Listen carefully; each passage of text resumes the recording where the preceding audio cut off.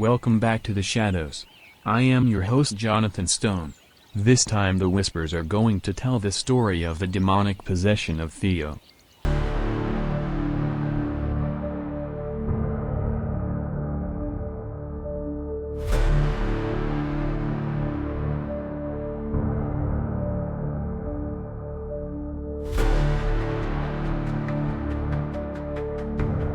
So dim the lights and lock your doors.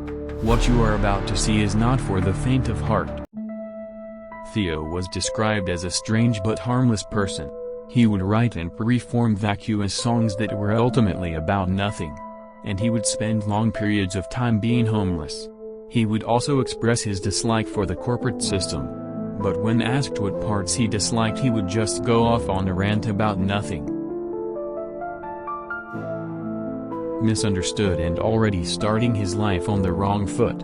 He was going nowhere fast. That is when he made his descent into Satan worship. His neighbors had little to say about him. But soon they started to hear the sounds of chanting.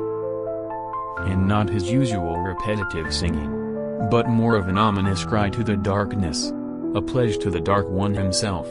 El Diablo. His neighbors became scared of him. And not just because his usual creepiness, but because he was developing an evil aura. His neighbors would hear him screaming and raging at nothing. The sounds of scratching. Not leaving his apartment, not even to go to his job if he had one. He was turning into the picture of evil. Things were going pretty bad for Theo, but they were soon to get worse. Much worse. A body was found by the river. It had claw and teeth marks in his skin. The police assumed it was an animal that did this. But on analyzing the wounds, it turned out they were made by a human. Also on that night of the murder, Theo was seen walking home with blood on his shirt. He has also made multiple calls to the police telling them he needs to be stopped before something bad will happen. So he became the police's #1 suspect. But can the police even arrest a demon? He then posted this selfie to social media. A picture of him wearing someone else's face like a mask. What cruel twisted thoughts would push someone to do this? It must be the doing of a demonic force. After speaking to demonologists, they believe that Theo was possessed by the demon known as Abaddon Fuumbrevix. This demon is a malevolent manipulator. He can twist people's emotions, leading people to despair and depression. He also has a shadowy presence. Very few people have gotten a good look at him. The demon is also very good at the game checkers. With the police now looking for Theo, they rush to his apartment.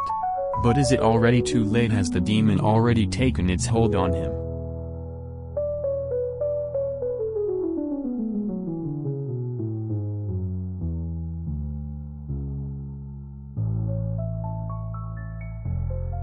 Theo ran down to the basement of his apartment. He went down there to have a final word with Abaddon Fuumbrevix before he is taken away. When the police arrived, they were directed to the basement. They rushed down and in their shock they found a satanic worship altar with multiple dead bodies. And one of them was Theo. Some believe that Theo was possessed by a demon of the olden days. Others believe it was just mental illness. But a majority of people believe he was just a strange dude who slipped walking down some stairs and landed on a box of Halloween decorations. But anyway, it happened. This is still a creepy tale of horrors. And that was the story of Theo. And for now the whispers have faded, but the shadows still remain. And until next time, keep listening for the echoes of the unknown.